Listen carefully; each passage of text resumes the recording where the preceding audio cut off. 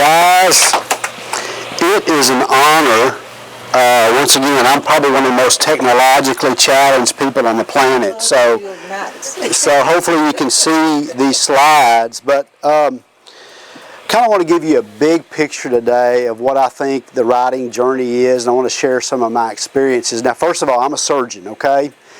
I specialize in getting the meanness out of people. And I want to give you a secret that most surgeons don't tell you about surgeons. You see, there are good fast surgeons and there are bad fast surgeons, but there are no good slow surgeons. And so today I think the same translates for speaking and for surgery, okay? There are good fast speakers and there are bad fast speakers. I'm going to try to go through a lot of stuff, and I'm going to try to give you a framework which has helped me in my writing journey, and I hope it helps you a little bit. You may not be aware of this. You may not be aware of this, but this is an equation. It may have never crossed your mind, but there's an equation in your mind that describes how you handle your life circumstances, how you respond to your life events. Now, you can't see this equation, but it's a very complicated equation. Just relax. I'm not that smart, okay? I like to keep things very simple. But that means you're brilliant. That's what that really means. Well, actually, no. I mean, in fact, I'm the guy who failed my pre-math prerequisite in college. So I'm the most mathematically challenged person on the planet. But I want you to think of this in a framework of a formula that describes kind of how we, as writers, the challenges that we face. Many of you remember the day that Trump was inaugurated, whether for good or for bad, whatever your political beliefs are. I remember it for a very different reason. I remember the day because it was a Friday and I was clicking buttons in my office doing my electronic medical records at 4 o'clock in the afternoon, and all of a sudden I heard this big loud explosion, like a boom outside of my office. And my computer went dead, my lights flickered, and I walked outside and everything was normal. The lights went back on and everything looked normal.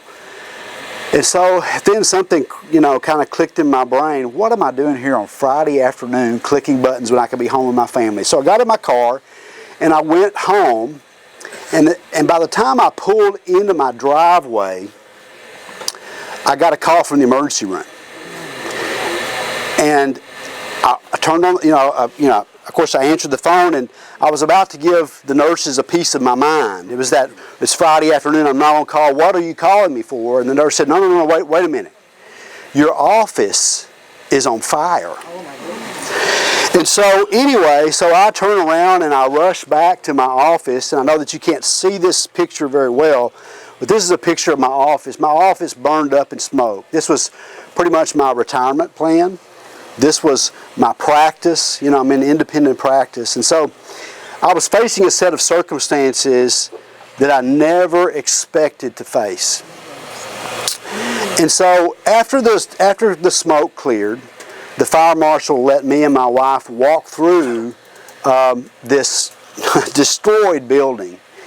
And, so many memories and so many things that I'd invested my life in that building. And there's a little stairwell where I pray. And it's a little narrow stairwell, and I'm a very prayer challenged person too, so I have to kind of get on my knees and kind of, I get distracted easily, so I kind of walk up the stairwell on my knees, and I kind of wondered as I was walking through that hallway with all the soot and the insulation on the floor and all the, everything charred and destroyed, what was that hallway going to be like? And as I turned the corner and as I went up that hallway, I realized that things would never be the same. Those circumstances were going to change my life, but there were some things that I could build my life on. There were 4 things in that stairwell that kind of gave me something to hold on to. The first thing was a Bible. It was an old Bible, and the smoke had charred the Bible. But one of the interesting things, those words were still there.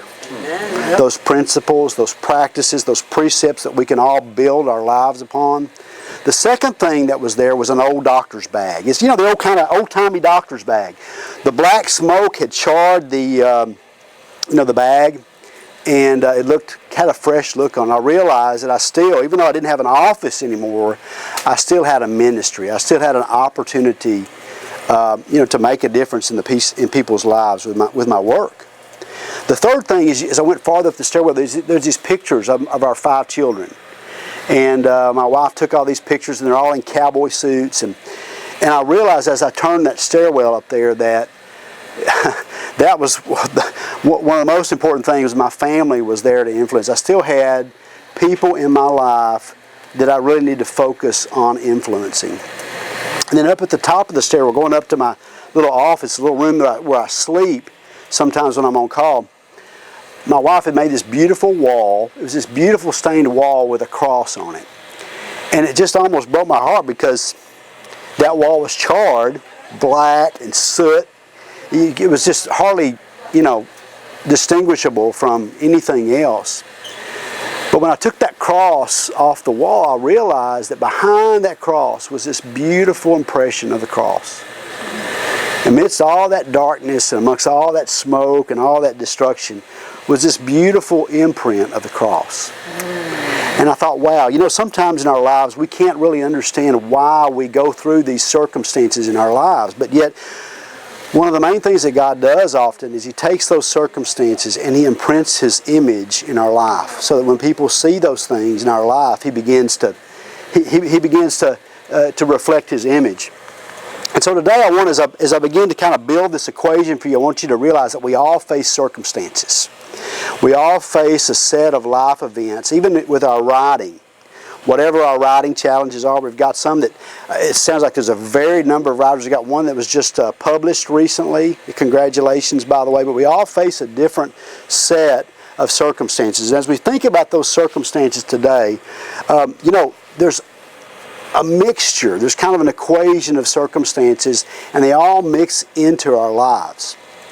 And today, kind of the big picture is I want you to realize the connection between your circumstances that you're facing as a writer and what God is doing. There's a connection between those two. And so often we don't make that connection between the things that are going on in our lives and the things that God is trying to squeeze out of us through those circumstances. Some of those circumstances are things, this is a CY, some of the circumstances are things that you bring on yourself, both positive and negatives, both by good and bad choices. Some of the circumstances we face are imposed by others on us. People have hurt us. And then on the other hand, there are people that have made a very positive impression in our lives. And there's some things like my office that I'm never going to understand. And all those things mixed together in this equation.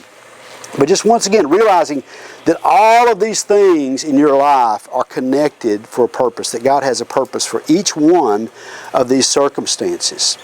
And God wants to draw that out. We talk about, writers always talk about write what you know. But it goes deeper than that, I think, for us, for those of us who have faith. It's writing about who we know, and it's writing about what God has taught us in those circumstances and some life lessons that we can express to others in different ways. Maybe it's a devotional, maybe it's a prophetic book, whatever kind of genre that you're writing. There's a nonfiction book or a fiction book. There's a way that we can express that in our writing. So we have to be aware of the connect between those two. So once again, we all have an outcome that we desire. Correct? Yes. For many of us, that outcome is we want to be on a New York Times best-selling author, or we want to have a platform of 10,000 people. Whatever that outcome is, we all have an outcome. And so the first level of thinkers are folks who have this equation where C equals O.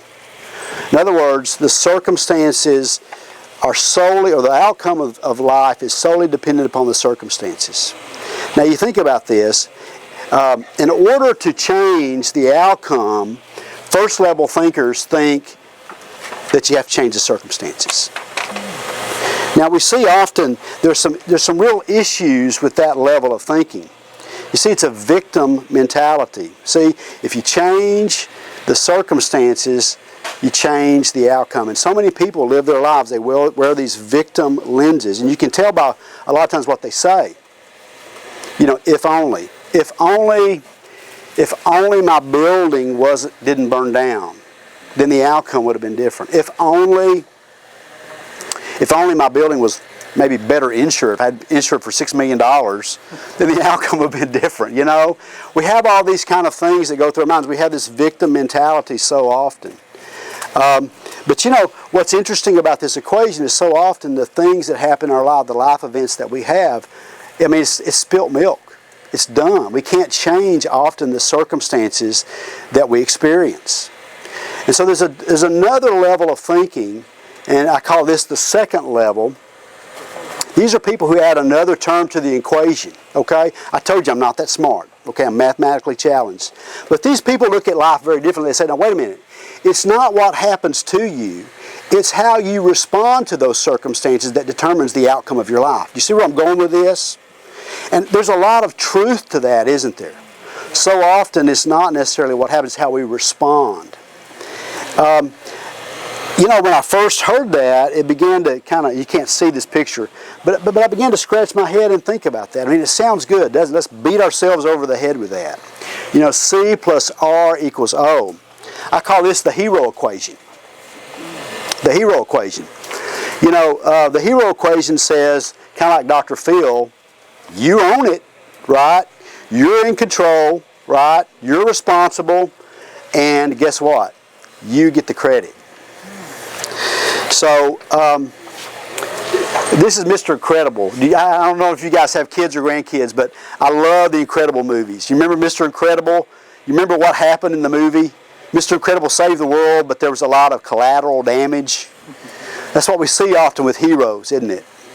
We save the world and we do all the good things, but yet we have met the enemy, and the enemy is ourselves. So often we hurt people. You know, heroes hurt people. And so thinking about this, you know, so often heroes, we tend to justify our mistakes. We tend to hide sometimes our failures when we have this hero mentality, this C plus R equals O mentality. And so, you know, similarly, there are people who realize that their responses sometimes are not adequate. They're not heroes. They don't see themselves as heroes. They see themselves as zeros. It's the same equation, but basically it's people who are looking at their life events and realizing that they are inadequate to meet the challenges that they're facing. And so often I think as writers, we have these kinds of challenges. It's not a big R, but it's a little r. And so these are the Minions. I love the little Disney Minion movies. You know, they're the kind of zero mentality, you know, and they have a different mindset. They wear a different set of lenses. You know, they're the ones who see their responses as inadequate. And I'm telling you what, these folks fill up doctors' offices. They fill up counseling offices. They fill up all kinds of places, thinking that their responses are inadequate. And that's what I call the zero lens. This is a picture of my 5 kids, by the way, and we call them the Fabulous 5. But you'll notice what people with the zero equation in their mind, what they say. They say things like, I'm not good enough. I'm inadequate. I can't do this. And so, so many times we oscillate between these two things, between feeling like we're a hero and feeling like we're a zero. Now, what this looks like as writers sometimes, you know, if our book does well, if people notice our book, then guess what? We pat ourselves on the back, we're the hero. But sometimes when we publish a book, or we promote a book, or we launch a book, and it's crickets. Have you ever had that experience? How do we feel? We feel like a zero, don't we? It's that hero, zero. It's that seesaw of basing our acceptance on our performance. You ever thought that way about yourself? I think we all have those emotions as writers, is that we base our acceptance either for ourselves or for other people or even for our spiritual with God. We base our acceptance on our performance. You know, when I first heard this equation from a self-help guru, at first I kind of said, well, that sounds kind of great. Of course, he didn't talk about the zero part. His whole focus was getting you from a zero to a hero. But the more I began to think about that, the more I began to think, you know, there's got to be something else. There's a missing factor here in this way of thinking. And I think so often as writers, we focus on our performance. We focus on moving from a zero to becoming a hero. And there's several things that are missing. First of all, we know, I've already told you two of those things. First of all, that having adequate responses, in a sense, from whatever worldview you want to look at it, is inadequate. We're just never going to measure up. We're going to be like Mr. Incredible. And the other thing is that often our responses hurt other people. You know, when we have that hero mentality. But there's another thing. If you think about this equation, I'm not a mathematician, but you know, 2 plus 2 is 4. Okay? 2 plus 2 is not 6. 2 plus 2 is not 8. And one of the problems with this equation is that it's defined based upon arbitrary absolutes. See, think about this. Who says that Hitler is right or Hitler is wrong and Mother Teresa is right or wrong? You see, and that's where we are in our culture right now. We have a culture based upon arbitrary absolutes. And we're talking mathematics. There's got to be another level of thinking in our lives. It's based upon absolutes. Now, for those of us who understand Christianity, we understand that Christianity is based upon absolutes. Not based upon what we understand in our finite understanding. There's something that's external, an external reference to us that we can begin to understand these absolutes. But there's another thing. You see, this C plus R plus O way of thinking, this hero-zero mentality, it doesn't match reality. Now, I know many of you we've all kind of coming out of COVID and just thinking about that. You know, I think about the fact that, and I've seen this so many times as a physician, we can have a perfect response. You know, we can give all the right medicines, do all the right things. Two people with the very same risk factors with COVID. One comes in the hospital, and we do the very same thing. One dies and one lives. How do you explain that? I struggle with that as a surgeon because sometimes I oscillate between that hero and that zero. You know, you do everything right, you do the same thing, techniques, same tools, and yet one does really well and one has a bad outcome. How do we understand that? You know, and even in your writing, how do we filter that? You know, sometimes it seems like we write something and it just seems to be like a total flop. And sometimes the things that we think that, you know, really aren't that good, people just seem to love. Have you ever had that experience? Yes. And so I want to just introduce to you something, that there's a better way. Just to take courage. There's a better way to see yourself as a writer. A better way than seeing yourself as a victim or a zero or a hero. And that's what I call a third level thinker. It's a framework of thinking that's very different. It introduces a different element into the equation. It's not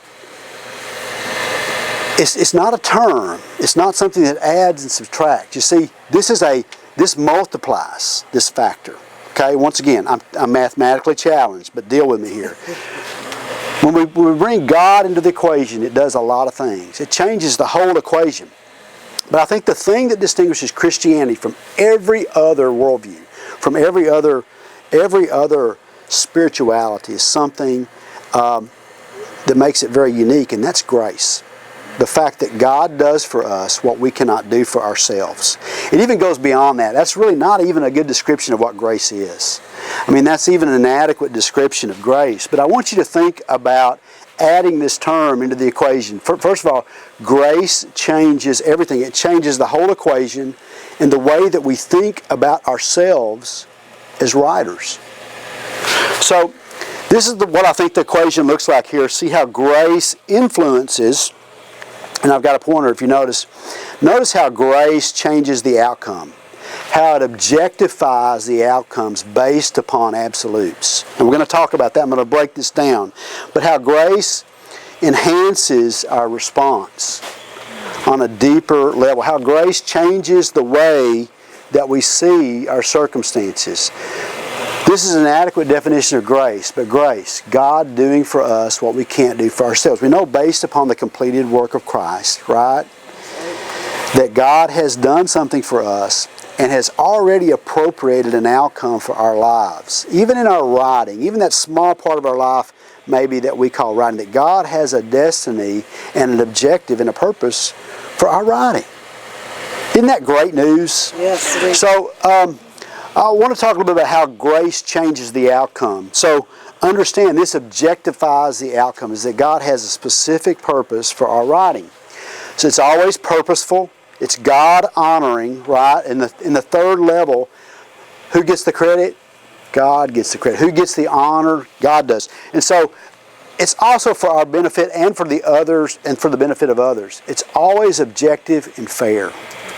You know, we all have these circumstances in our lives that sometimes just don't make sense, but understand that the outcome is always fair from God's perspective. And that's one of the things about the difference between social justice and from God's understanding of His biblical view of justice. That someday all of the wrongs are going to be righted. So, you know, whether God brings us out or whether God brings us through, I think this is on your handout, either way we win. Isn't that good news? Yes. Isn't that good news about us as writing? Whether our book is 8,644,832 on the Amazon bestseller list, or whether it's number one, that God is going to either bring us out or bring us through. Either way, we win. And this is a picture of my family. I have 5 kids. And this is, of course, Joanna, my wife. She's here. I tell folks, I'm the best guy to see on the worst day of your life. Joanna is the best person to see any day of your life. I mean, we go to baseball games and stuff, and everybody kind of flocks around Joanna. Now, when they see me, they're like, oh, that's him. And they go the other direction. But Joanna's awesome. And so this is number 3, Georgia Ann. And Georgia, and this is an outcome I never expected. I never expected this outcome. Georgia Ann is now illustrating a children's book with me called Climbing the Upside Down Tree, about 2 little boys in Africa, and one is living by performance-based acceptance, and the one is kind of learned the hard way through some mistakes to ask his dad for help. And she's making, and you know, never in my mind would I have thought of that outcome. So often, God's outcome for our lives is very different than the outcome that we desire, based upon that second level. God has sometimes a different goal for our writing. And so, then I think about number 4. This is Jane Aubrey Rose. Now, Jane Aubrey Rose is our senior. She's a homeschooled kid, smart, writing her first novel. Wow. And then, I'm not going to embarrass Joanna today, but Joanna wrote a poem for a friend that we had that just died in the funeral, and it was the most amazing poem I've ever read. I'm like, wow, Joanna, why don't you get up here and do this today? But I'm just saying, thinking about this in our lives, sometimes as writers, we have this objective, we have this purpose that we think that we want God to do. And often, God has a very different objective for our lives. And so the question is getting in line with what God's doing in our writing. I want you to think of this as circles. Okay, there's a lot of different ways I can describe these equations. We can describe them as levels of a pyramid, like a ziggurat. You can describe them as lenses. I like to think of them as circles. You know, the first circle is that first level of thinking. You know, it's a small circle, isn't it? Not everything fits in that circle. But when you get into that bigger equation, the hero zero, the self equation, it's better. I mean, some things fit in that. I mean, it's definitely true. We can't minimize our responses. Our responses are important. But when you think about this grace equation, this life equation, whatever you want to call it, I want you to think, I mean, this slide doesn't even, I mean, the circle is bigger than this slide when you think about God's grace. It's bigger than New Orleans. It's bigger than the earth. It's bigger than the expanding universe. Everything fits in the realm of God's grace. And so just realizing that today in your life, I just want to encourage you. How does grace change the circumstances? So often grace changes the way that we see our circumstances. You know, it's funny, the first level I talk about crying over spilt milk. Well, we know that God often, and God can often deliver us out of our circumstances. You know, we know those Red Sea experiences, but so often grace begins by changing the way that we see our experiences and giving us a different viewpoint in those writing challenges that we face. So once again, grace changes our circumstances, first of all, by helping us see the opportunities that we have to honor God. You know, by helping us to experience God in new ways. Last night I was meeting with a friend of mine that we haven't seen in 10 years. We don't come over here to Louisiana much. You know, Texas people, I'm scared to come over here in this swampland. Afraid I'm going to get thrown in one of these swamps and get eaten by an alligator, okay? But I was visiting with a friend last night. He's a pastor in Baton Rouge, and his wife went through an advanced stage breast cancer. And as we just kind of listened to them talk about their experiences, you know, and she's now 6 years out, and it looks like, man, she's going to be fine. But, you know, had to go through chemo, surgeries, and everything. And as they began to share that, Billy was talking about how he was talking to his sons, who were in junior high at the time, about what it was going to be like if Mama didn't live. What a conversation. You know, and through that process, he said, you know, I'm so thankful. I mean, I would never want to go through that experience again, but now that I have, I realize that I have come to know God in a deeper, more intimate way than I never would have been able to, even as a pastor, even as seeing people and counseling people through this cancer and through difficult life circumstances. I would never be able to understand that. And so, once again, thinking about the connection between your circumstances and what God is moving in your life to write and create. Just think about that this is an opportunity to honor God, to experience Him in new ways. It's an opportunity to grow spiritually. It's also an opportunity to influence other people. You know, it's funny, when we go through a difficult crisis in our life, like my building burned. When my building burned in this little small town in Nacogdoches, man, everybody, I mean, it was like everybody's eyes were on me. I had an opportunity, it was like an amplifier. Everybody was watching. And I just want to encourage you, whatever you're going through, whatever you're thinking, if you're writing a devotional, thinking about those experiences, those painful experiences, you begin to write and to begin to share. Those are the things that will connect with people in your writing. How does grace change our ability to respond to our circumstances? Well, if you think about it, this response is a faith response. Now, every level of thinking has faith. The question is, what is the credibility of the faith in which things are placed upon? And so we know on this third level, this faith response is one of cooperation. Once again, God already has a plan for your writing. God already has a purpose for your writing. The question is will we respond to those circumstances He places in our lives, and will we begin to make those steps and cooperate? It begins with acceptance. And then we accept the reality of where we are. It begins with acknowledging our inadequacy, right? Then we move to adjusting our lives to meet and to measure to what God's doing in our lives. And then we move to that point of anticipating what God may be doing. There is a sub-equation here, this response equation. There's a lot of sub-equations in this, but just thinking about that. Our response is one to cooperate with God in our circumstances. So, grace enhances, and I have the E's for a reason, grace enhances our responses. And that's how grace changes everything. I want you to think about your writing, and I'm going to share with you some personal examples of how I feel like God's grace has helped me to take those next steps. You know, grace equips us. Grace enlightens us. Grace energizes us.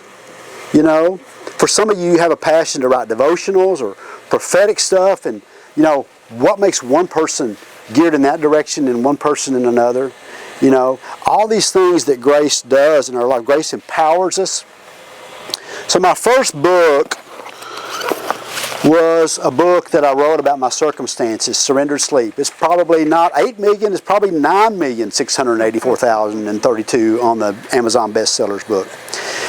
You got to get this book because one way or another, if you read this book, you're going to get a good night's sleep. You know, but sometimes we have to fall forward, don't we? You know, sometimes we have to take the first step. When I wrote this book, this was really something that I didn't realize it, but this was something that was coming out of my own circumstances. I face a lot of different challenges in my life and in my surgical career. First of all, there's the things that race through my mind as I go to bed. Did I do this today? Did I forget this? Is that anastomosis that I sewed together? Is that going to heal tonight? Are they going to call me at 3 o'clock in the morning? Those kind of things race through my mind. And I think we all have those circumstances. And then the other thing is that I'm constantly being called in the middle of the night. People call me at 3 o'clock in the morning, "Hey Doc, what you doing?" Why are you calling me at 3 o'clock in the morning? Is this something really, are they bleeding to death? Because if they're not bleeding to death, can it wait till 7 o'clock in the morning? You know, so anyway. I didn't take all my medicines today, by the way. Hey, but just thinking about this. And so then also I have some physical things. I struggle with sleep apnea. And so I have all of these dynamics coming together. And as I began to think about my life circumstances, I began to realize that God had a lot to say about sleep. I mean, sleep was God's idea. And not to get into the book too much, but understand that as I began to write this book, I began to realize that this book was for other people too, but it was more about me. You ever have that experience as a writer when you're writing your devotions or something and realizing that there's that connection between your circumstances, writing about what you know, about who you know, and the lessons that you've went through. So just kind of thinking all that together, how grace energized me as I began to look at all this stuff from different aspects and put all these components together about sleep, how that helped me dramatically. And understanding that, you know, fixing my physical problems was also linked to my spiritual issues. And a lot of the ways that I was addressing people and treating people was because I was sleep deprived all the time. And as I began to work through all those things, you know, all those things are linked. It really began to make a big impact on my life. So the other thing I realize is that, you know, sometimes, like I said, we fall forward. Right? Sometimes we have to make that first step. And this was a self-pubbed book, which I learned so many things through that process. First of all, I learned what not to do. Have you ever had that experience? I learned what not to do. And so, but you know, also I learned a little bit about how to do a good media interview. I learned how to do some interviews on the radio. I learned about how to make connections and all that kind of stuff and kind of begin to make those small steps into being an author. So my next book was a little different. I wrote it completely different. The first book I wrote more from a theological perspective because I wanted to get all the Bible verses right and get it right. I didn't want to mess up. This book was completely different. I kind of realized that I wasn't connecting with people. And so I wrote it more from an emotional level. But this also ties into my experiences. Two of my greatest challenges are time and distractions. I don't know about you guys. Yes. But I am constantly, I mean, it seems like there's always somebody who wants to distract me, you know. And fortunately, I have some good distractions too. I have Joanna, the best person to see on the worst day of your life, on the best day of your life, and I have my kids. But other than that, I'm constantly being distracted. And there's constantly this time where I have to get up at 4 o'clock in the morning to do my writing. And one of the things I realize is that I can't write a long novel, this complicated story, because my brain is always being distracted. And so I had to take little bitty stories and make these little bitty tiny chapters, very similar to devotion, and take these, and because of my circumstances, it changed the way that I had to write.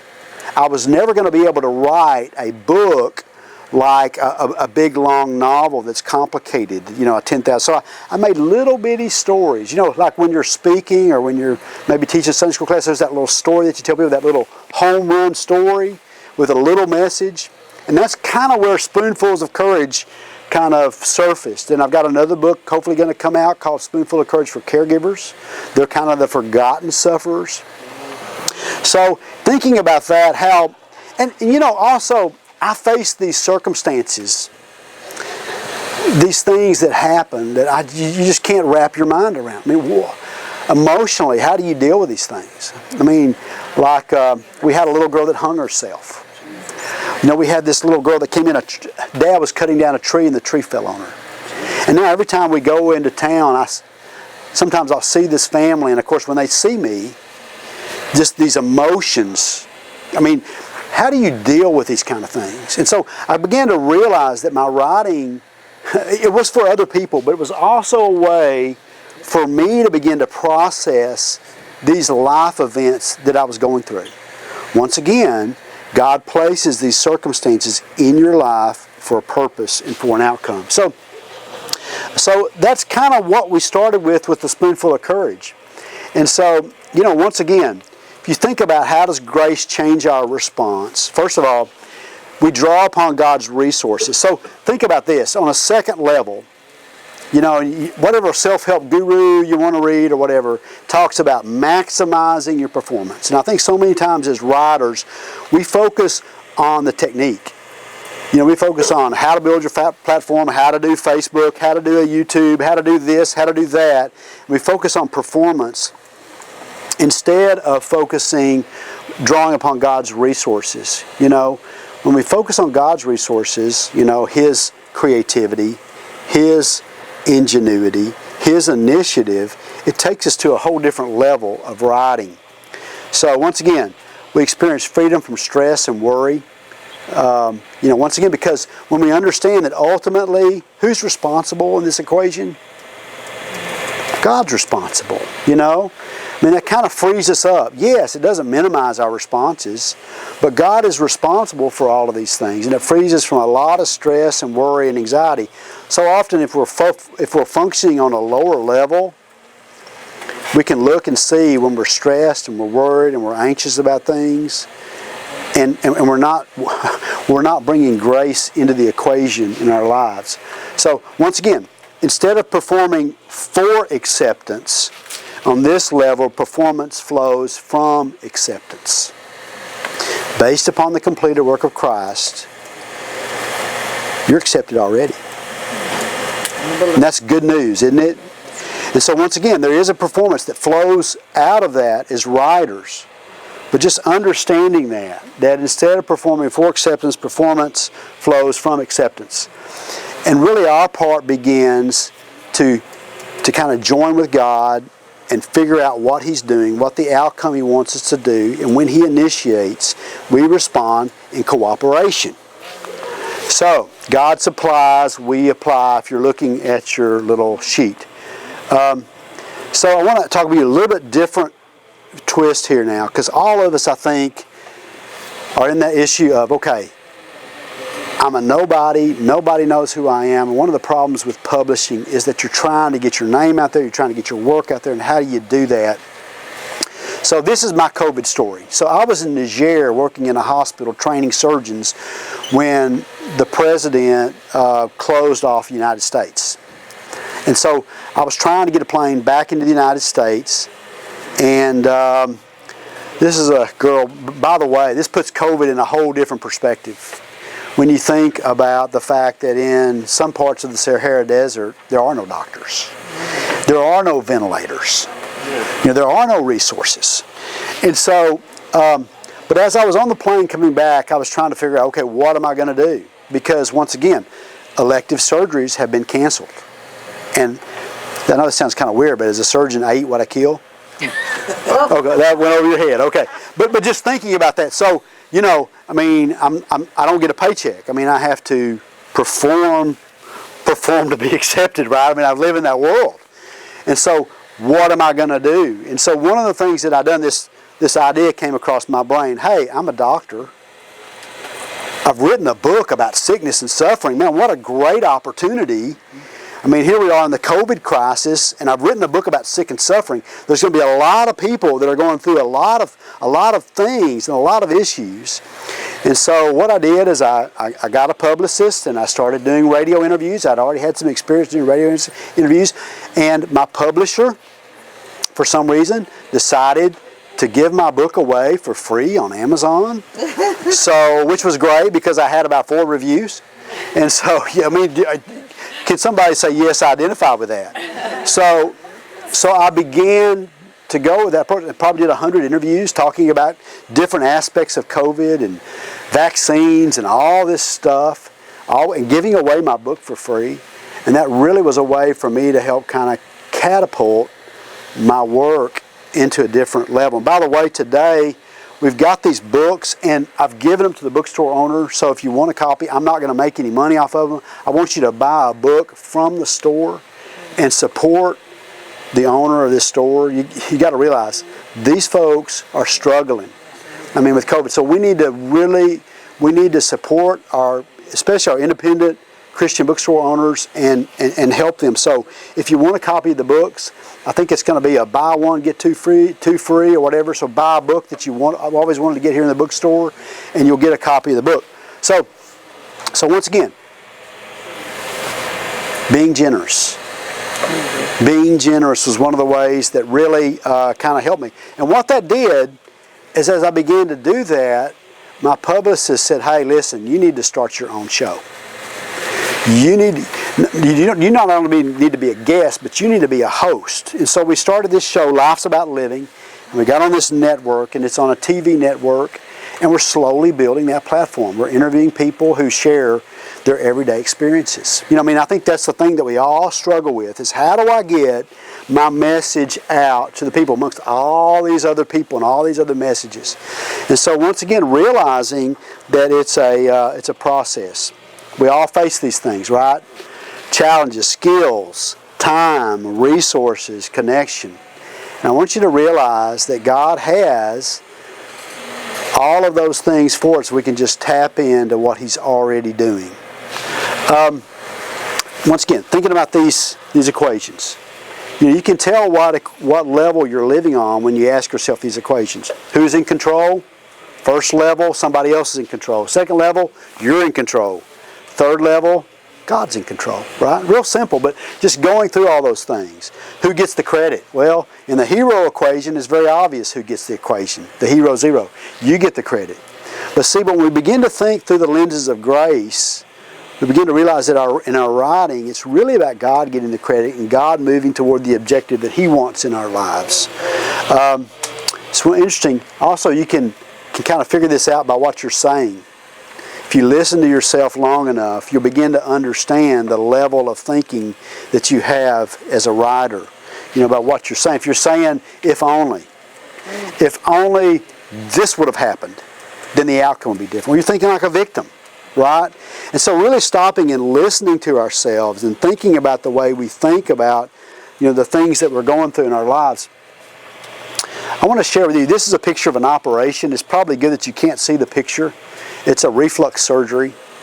And as I think back upon my life, I realize that I didn't become a surgeon overnight. It's a good thing, as I tell you this story, okay? It's a good thing. But I think it's the same for us as writers. Even with an operation, there's a set of steps that you go through, right? You put the patient to sleep. This even before that, all the preparation, putting the patient to sleep. There's preparing, there's positioning, and then each part of the operation has a step. And if you do all the steps right, it goes a whole lot easier. Trust me on that. But as I think about my life, I look back and go, well, how did I get here? It's been 26 years. I've been in practice now for over 20 years in surgery. How did I get here? As I think back, I reflect back on one moment that changed my life. And it's kind of weird. You see this is a pyramid. I'm into pyramids, ziggurats, the first level, the second level, the third level. So anyway, but this is Chichen Itza in the Yucatan. Have you ever been to the Yucatan? You ever been to Playa del Carmen or Cancun? Right in the middle of the Yucatan, there's these beautiful Mayan pyramids. And when I was in college, mind you, I went and I spent a month at a little clinic in the Yucatan Peninsula, working with this guy here. You can't see him. His name is Dr. Perez. He's a Spanish guy, neat fella, just a primary care doctor. We just shadowed him for a month. Once again, I was learning Spanish. I wasn't very good in Spanish, so I didn't understand everything. But there was a lot of things that were taught, they were caught instead of being taught. And here we are at the Clinic of Promesa. I was there for a month, and this moment happened there in that clinic. They brought in this little boy, and he was probably about 6 or 7 years old, and he was yelling and screaming. And you know, in those kind of those concrete houses, and it just echoes. And so there's this yelling and screaming. This kid's covered with blood, and he was in a machete accident. And the family had carried this little kid down these little jungle trails to the clinic. And got him in this room, and he's yelling and screaming, and the nurses are trying to hold this kid down. If you've ever tried to hold a 6-year-old kid down, it's impossible. There's no papoose, okay? So they take us and they put us over in the corner. I'm over here in the corner, and I'm watching this thing unfold, and I'm like, oh my goodness. And so we've got 6 nurses trying to hold this little kid down. And interesting, you'd think that that the machete would have impaled his liver, but it was just a little laceration on the top of his head. Covered with blood, screaming. You know how kids are. By the way, it's good when kids scream when they're hurt. If they don't scream, it's bad. But anyway, different issue. But this kid was screaming, and we were all over in the corner, and my legs were shaking. And Dr. Perez came in the room. He had been taking a nap, and he got up, you know, and he saw the kid, put on his gloves, and began to kind of, you know, close the cut. And he looked back over in the corner of the room and saw us kind of huddled like the Hebrew children over in the corner, you know, just kind of scared to death, you know, as this kid screaming. And he looked at me, and he said, he pointed at me, he said, "Carlos, ayúdame." And so I'm trying to think, what did he say? You know, because I'm not real good at my Spanish. Ayúdame. What are you saying? And then he took his hand and he pointed like this. He says, "Carlos, ayúdame." In other words, he's saying, in Spanish, he's saying, "Come help me." And here it is. I'm a medical student. Okay? I'm not a medical student. I'm a college student. Okay. So first of all, there is no YouTube videos. Okay, you can't just look at this. I've never seen anybody close a laceration. I've never read the book. I've never been to a class, and I can tell you all about the Krebs cycle probably, which I can't even remember now. But you know, I can tell you all that stuff. But I didn't know anything about this. This was way out of my league, and all of these things began to race through my mind. Man, I am not equipped to do this. I am not adequate. I'm not trained to do this. But yet, Dr. Perez was going, "Carlos, ayúdame." And I was frozen. I didn't know what to do. And for some reason, I took that first step. And I went over there and began to work with this doctor. And Dr. Perez kind of showed me how to hold the needle, and how to use, you know, go with the curve of the needle, and how to tie the knots and all those things. Man, I thought, you know, and I kind of thought I was getting pretty good at this. You know, the kid kind of went to sleep, and he kind of stopped moving around, and man, I thought, wow, this is pretty cool. And then all of a sudden, after we finished, Dr. Perez looked at the kid and he said, "Carlos, sácalos, sácalos." So, what does that mean? I'm trying to figure this out in Spanish, and it says, "You mean take it out." Sácalos means to take them out. I looked at the kid's face, and he looked like Frankenstein, you know. By the way, this is why we call it the practice of medicine, okay? But you know, but here's the point, and here's the point, the thing that I learned. You know, that step set me on a path towards a trajectory, that God's grace was working in my life in a moment that I was not even aware of it. And so I want to just encourage you today. God is working out a purpose and a destiny for your life. And so just kind of realizing too, and as I look back, I think, what if? What if I would have never took that first step? I mean, some of you have mentioned today that you're in the middle of a book, kind of bogged down in the middle of a book. And I just want to encourage you to keep taking those steps. What grace tells us, okay, is that God is in control, and that God, like Dr. Perez, is calling us, and He's saying, "Ayúdame. Come help me." Okay, I've got this figured out.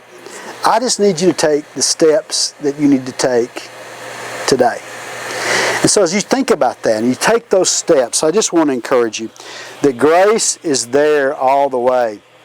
Trust steps out in faith even when the way seems blurry. Like that slide right there. It's a little blurry today, isn't it? But just trust steps out. And so I want to encourage you to think about this, that your life as a writer, and this is a big picture talk, just take the next step.